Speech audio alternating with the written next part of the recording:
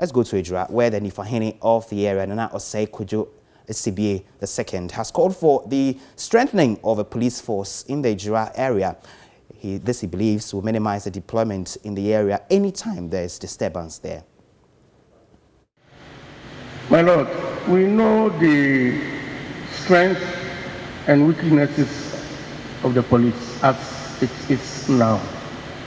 In Ejura, the whole area, let me say in the whole municipality, we have just one police station. The strength level is very, very low. Equipment. So when we want to use the books and say that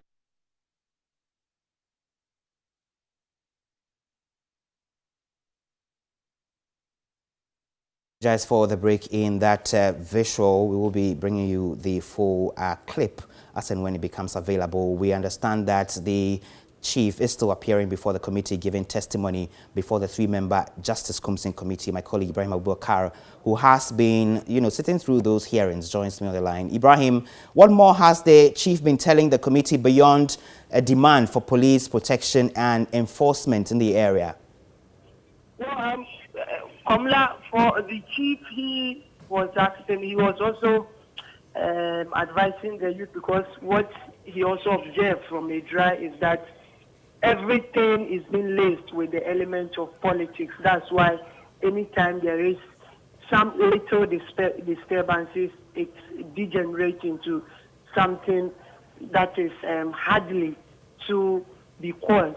So that is, but the main demand has to do with resourcing the police and even providing them or establishing a military detachment in the area, because for them the police is under-resourced. And if you look at the volatile situation is in Ejura, they are unable to fight crimes or any disturbances. So most often they have to rely on deployment from other places, and that's why even the military were called in. So they want the police to be resourced so that anytime there is any disturbances in Ejura, they will be able to coil it before it degenerates into something big. And they also presented some empty bullet shells to the committee. These empty bullet shells were handed over to the traditional council by some of the youth